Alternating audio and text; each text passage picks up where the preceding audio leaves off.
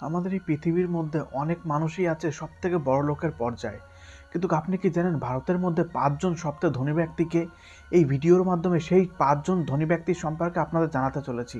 চলুন তাহলে এই ভিডিওটি শুরু করা যাক। ফোর্বসের তালিকা অনুযায়ী প্রথম স্থানে রয়েছে মুকেশ আম্বানি, যিনি জিও এবং রিলায়েন্সের ম্যানেজিং ডিরেক্টর, এবং তার এত সম্পত্তি রয়েছে যে তার মোট সম্পত্তির মাত্র 1%ও কম খরচ করেছেন তার ছেলের বিয়েতে। আপনি নিশ্চয়ই বুঝতে পারছেন যে তার কত সম্পত্তি থাকলে এরকম খরচা করা যায়। মার্কিন ডলার অনুযায়ী তার 89.9 বিলিয়ন মার্কিন ডলার রয়েছে তার সম্পত্তির পরিমাণে। দ্বিতীয় স্থানে রয়েছে গৌতম আদানি। আপনি নিশ্চয়ই আদানি গ্রুপের নাম শুনেছেন।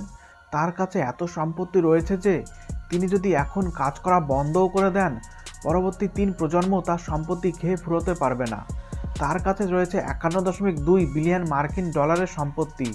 সম্পত্তির দিক দিয়ে তিনি পৃথিবীর মধ্যে 23তম স্থানে এবং ভারতের মধ্যে দ্বিতীয় স্থানে অবস্থান করছেন। তৃতীয় স্থানে রয়েছে শিব নাদার। তিনি HCL গ্রুপের একজন অন্যতম প্রতিষ্ঠাতা এবং একজন ম্যানেজিং ডিরেক্টর। তার এত সম্পত্তি রয়েছে যে পৃথিবীর মধ্যে তিনি একটি শীর্ষ স্থানে অবস্থান করছেন এবং ভারতের মধ্যে তৃতীয় স্থানে রয়েছে। তার এত সম্পত্তি থাকার কারণে এবং আইটি সেক্টরে এত বিখ্যাত হয়েছেন যে তিনি 2008 সালে পদ্মভূষণ পুরস্কার জিতেছেন ভারত সরকারের কাছ থেকে। চতুর্থ স্থানে রয়েছে সাবিত্রী জিন্দাল। আপনি নিশ্চয়ই ভেবে অবাক হচ্ছেন যে একজন মহিলা কিভাবে চতুর্থ স্থানে থাকতে পারেন।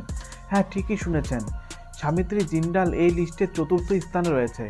তার সমস্ত ব্যবসাপত্র তার 4 ছেলে সামলায়, কিন্তু ছেলে সামলালেও শীর্ষ স্থানে রয়েছে তিনিই।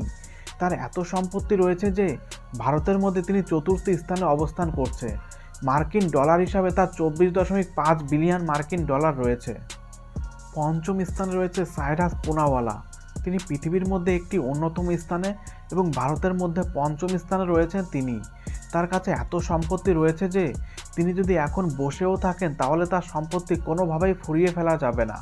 তার কাছে মোট 20.4 বিলিয়ন মার্কিন ডলারের সম্পত্তি রয়েছে।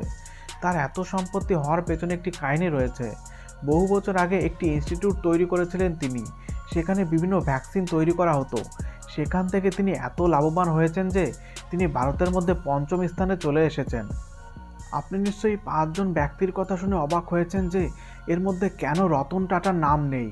কিন্তু আমি বলতে বাধ্য হচ্ছি, রতন টাটার সম্পত্তির এত পরিমাণে দান করে দেওয়া হয় যে তিনি এই লিস্টের মধ্যে কোনোভাবেই থাকতে পারেননি, কিন্তু টপ 10-এর মধ্যে তিনি রয়েছেন এবং তিনি আমাদের কাছে সবথেকে প্রিয় একজন মানুষ হয়ে রয়েছেন আজও।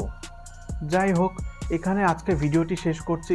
যদি এই ভিডিওটি আপনার ভালো লেগে থাকে অবশ্যই লাইক ও শেয়ার করতে বলবেন না এবং আমার চ্যানেলটি এখনই সাবস্ক্রাইব করে রাখুন পরবর্তী ভিডিও আরও তাড়াতাড়ি পাওয়ার জন্য।